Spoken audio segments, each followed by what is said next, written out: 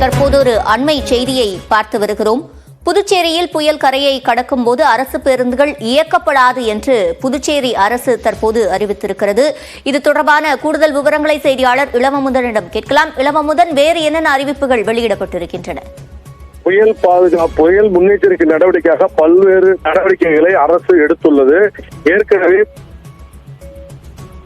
மக்கள் வெளியேறுவதற்கும் உத்தரவிடப்பட்டுள்ளது. இதே போல புயலின் போது வாகன போக்குவரத்தை தடுப்பதற்கு பொதுமக்களுக்கு அறிவுறுத்தப்பட்டுள்ளது.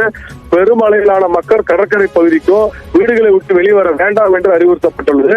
இந்த நிலையில்தான் பேருந்து போக்குவரத்து நிறுத்தப்படும் என்று அரசு அறிவித்திருக்கிறது. புதுச்சேரி அரசின் சாலை போக்குவரத்து கழகத்தோட நிர்வாகம் அறிவித்துள்ள அறிவிப்பு என்னவென்றால், புயல் தாக்குதலின் போது எந்த ஒரு அரசு பேருந்துகள் இயக்கப்படாது. குறிப்பாக தற்பொழுது இயக்கப்படும் பேருந்துகள் வழக்கம் போல் இயங்கிக் கொண்டிருக்கின்றன. புதுச்சேரி பகுதிக்கும் காரைக்கால் மற்றும் சென்னைக்கு பேருந்துகள் இயக்கப்பட்டு வருகின்றன. அவை எந்த தடையின்றி தற்போது இயக்கப்படும். புயல் தாக்கம் ஏற்படும் பொழுது இந்த வாகன போக்குவரத்து கண்டிப்பாக இருக்காது என சுற்றுலா வளர்ச்சி போக்குவரத்து கழகம் தெரிவித்திருக்கிறது. விவரங்களை வழங்கியமைக்கு நன்றி இளவமுதன்.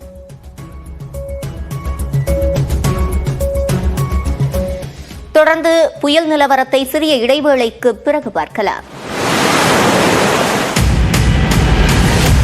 சென்னையிலிருந்து சுமார் 190 கிலோமீட்டர் தொலைவில் அந்த பெஞ்சல் புயலானது மையம் கொண்டிருக்கிறது.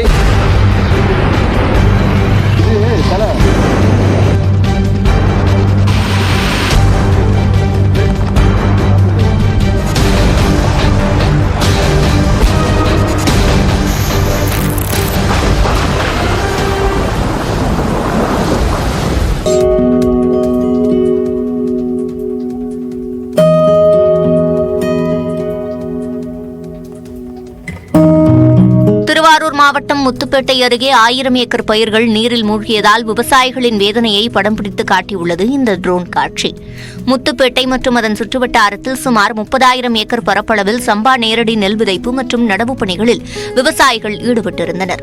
2 தினங்களுக்கு மேலாக டெல்டா மாவட்டமான திருவாரூரில் பெய்து வரும் கனமழையால் முத்துப்பேட்டை, இடும்பாவனம், தொண்டியக்காடு, கீழக்காடு உள்ளிட்ட இடங்களில் 1000 ஏக்கர் பரப்பளவில் பயிரிடப்பட்ட நெற்பயிர்கள் தண்ணீரில் மூழ்கி அழுகும் நிலை ஏற்பட்டுள்ளது. 30 நாட்களுக்கு முன்பு பயிரிடப்பட்ட பயிர்கள் வீணாகி வருவதாக விவசாயிகள் வேதனை அடைந்துள்ளனர்.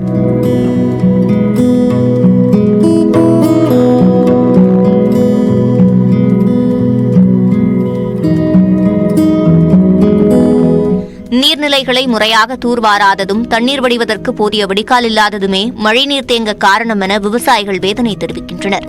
அதிகாரிகள் ஆய்வு செய்து உரிய இழப்பீடு வழங்க வேண்டும் எனவும் கோரிக்கை விடுத்துள்ளனர்.